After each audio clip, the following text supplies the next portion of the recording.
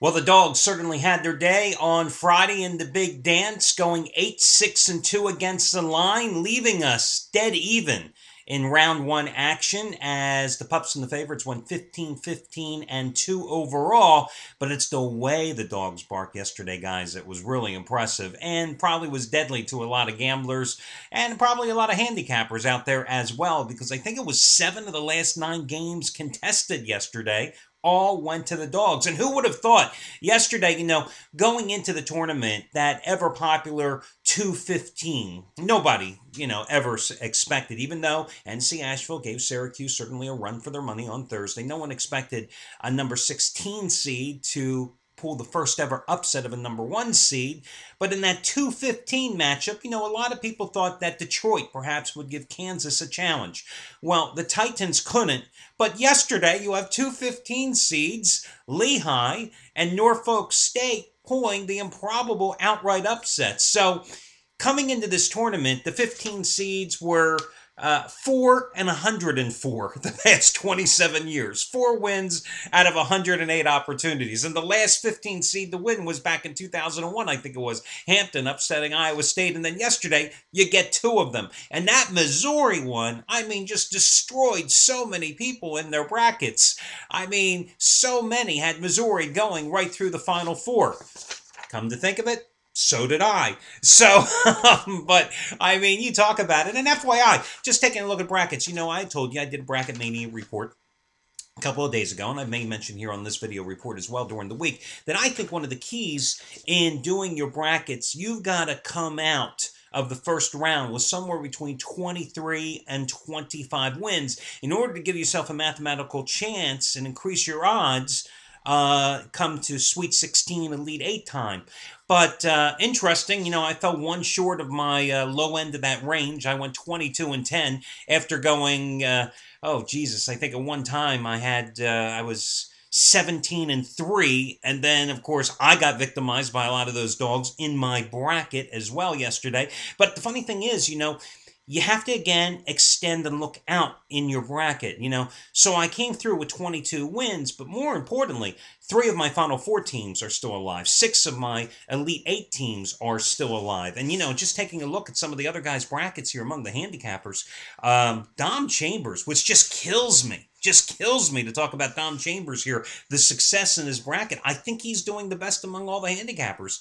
He's got 14 of his 16 Sweet 16 teams still alive, all 8 of his Elite 8, and all 4 of his Final Four possibilities. So quite a run there. Chuck O'Brien, who, of course, yesterday hit that monster 100-dime play, the biggest play of his career. He's got 12 of his Sweet 16 available, and all 4 of his Final Four and all 8 of his Elite 8 teams. So just a little bracket update. The brackets are still there if you want to take a look at how the handicappers are doing. Just click on the ad over on the left-hand side of the page. But let's talk a little gambling here, guys. I told you yesterday that I had one game that I liked yesterday. That was it, and it was my favorite game of the entire first round. And after winning 10 dime plays on Tuesday, Wednesday, and Thursday, improving my record to 8-3 with those releases the past 3 weeks, I was going to climb the ladder yesterday, coming out with a 15 dime play, which, as I said, doesn't sound sexy, doesn't sound glamorous, but to me, that's a monstrous play. And the comparison versus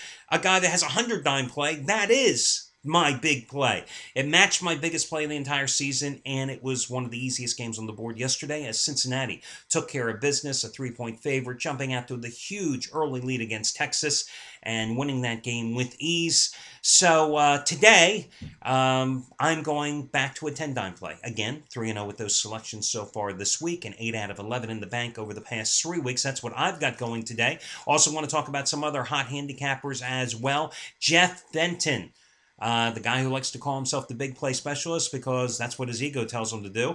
Oh, had to take the first shot. Hey, it's early Saturday morning. What do you want?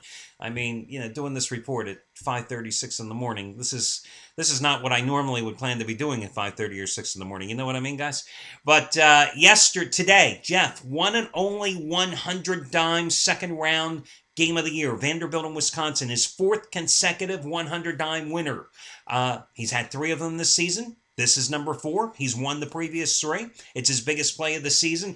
His first one, Notre Dame, laying 2.5 to 3 at home by 27 over West Virginia back on February 22nd. The second one 2 Fridays ago in the Big East tournament, Louisville laying 3.5 by 14 over Notre Dame.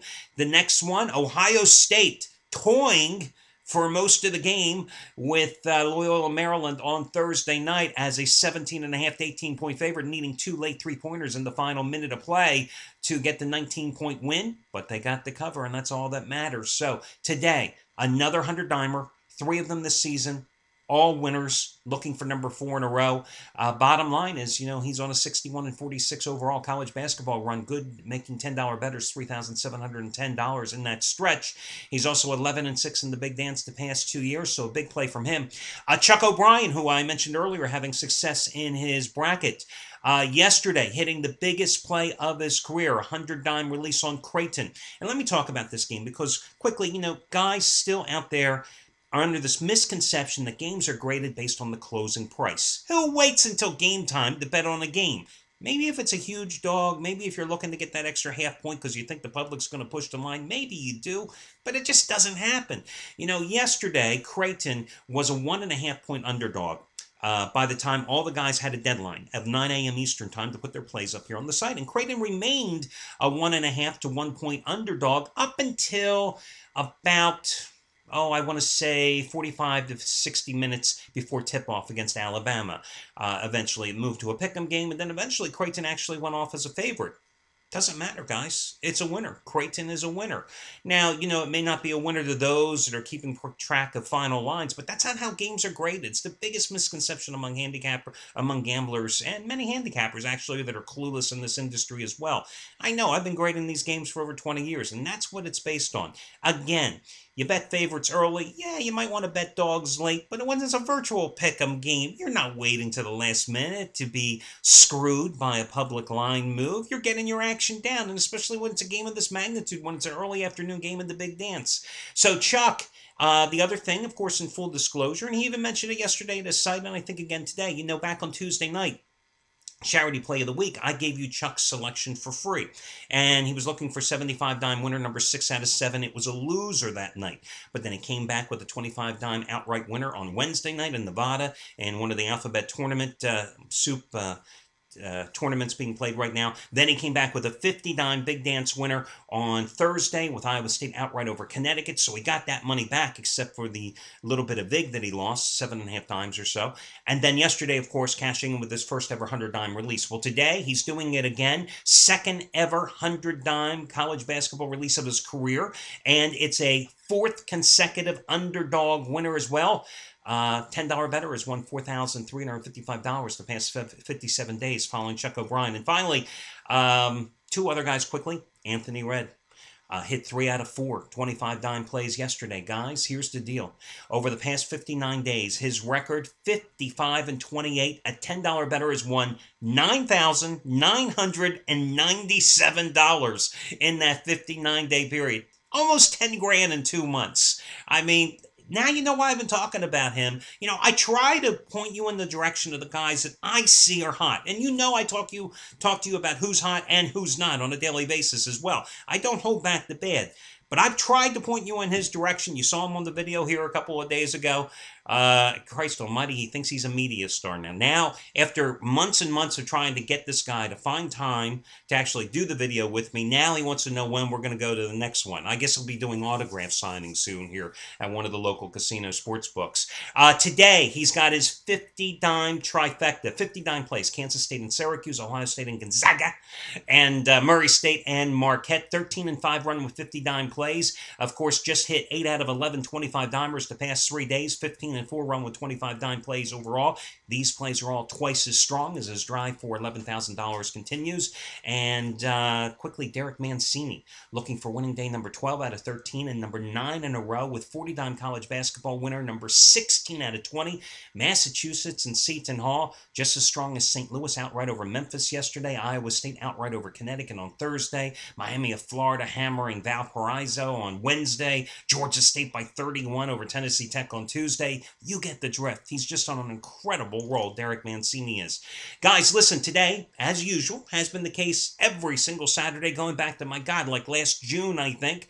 You can save 20% off your total purchase price by using this coupon code ROUND2. ROUND2. ROUND and the number 2. Round 2. Put it all together, no space between round and the number 2. Round 2. ROUND and the number 2. That will save you 20% off your total purchase price. And again, with this coupon, God, I'm going to say this every single Saturday for the rest of my life, it seems. Remember, you have to put everything in your shopping cart at one time. So, to give you an example, if you want Anthony Red's plays now and you want to save $17 off the purchase of them, great, use the coupon code. But don't come back thinking 2 hours later you can suddenly buy Jeff Benton's play and save another $16 off of it. No, you got to put everything in your shopping cart at one time and then take 20% off the total bottom price. And if you're looking to make a long-term commitment, I've used Anthony Red many times as the example here. You know, a 60-day package from him costs $749. With this coupon, you realize you save over $149 off the purchase price. Guys, if you're in the middle of a package with a handicapper now, you want to extend it, you want to add another package, remember, use the coupon, take advantage of your instant rebate as well, which could be worth $50 or more off the bottom line. The service will just, like, let's say you're in the middle of an Anthony Red package right now. You want to buy another 60 days using your discount, using the instant rebate. The service will just be added to your current package. Take advantage. That's why I keep doing it every single Saturday, to give you some knowledge, give you some consistency, give you some savings that you can count on a weekly basis. Okay, guys, let's get to the free pick. Yesterday, actually lost the free pick. Oops, haven't lost many of them, have I? As St. Mary's went down in flames. 20-7 run. 20 out of 27 the past 3 weeks with the free picks. And I've got 2 of them today. Going to take a look at Vanderbilt, Wisconsin, Syracuse, and Kansas State. First of all, in the Vanderbilt-Wisconsin game, of course, I use Vanderbilt as a 10-dime play on Thursday, and their opening game against Harvard, and it was a game in which they should have won by a much more comfortable margin, but the fact is they did win the game, ended a streak of 3 straight first-round ousters in the big dance. I think today, a lot of people are going to be in love with Wisconsin. I think that's a mistake because, you know, I look here, they had one common opponent, and that was Marquette, okay? Now, Wisconsin lost at home to Marquette 61-54. Vanderbilt went to Marquette and won 74-57. And both these games were back in December, so you had Marquette pretty much playing the way it was playing then consistently, right? Vanderbilt beat the hell out of them on Marquette's home floor. Wisconsin lost in Madison to the Golden Eagles. One of the keys in that game was that Vanderbilt took their starting small forward, Jeffrey Taylor, who's 6'7", and went ahead and put him on Darius Johnson-Odom, who's Marquette's big sharpshooting guard. Held him to 1 for 6 from three-point land, 5 for 15 from the field. You know, Taylor, it gives them a dimension in terms of being physical that most teams don't have. You're going to be able to put a 6'7" guy who can play in the backcourt against your top performer. Well, who's Wisconsin's top backcourt performer? It's Jordan Taylor, okay? Big first-round game against Montana. Big deal. He beat the Grizzlies? Lumberjacks? Grizzlies? I don't know who the hell Montana's nickname is. That's why I've never used them in my life. I've never bet on them. You can't bet on a team if you don't know their nickname. You know that.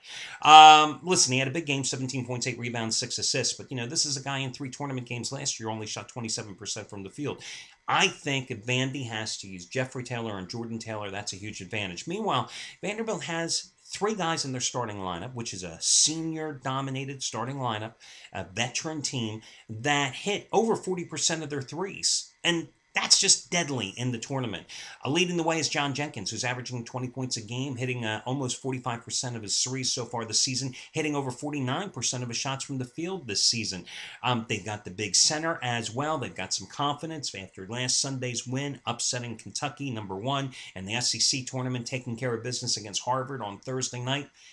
I think they're the play here. I don't understand the line. I think they go ahead, take care of business against an inconsistent Wisconsin team.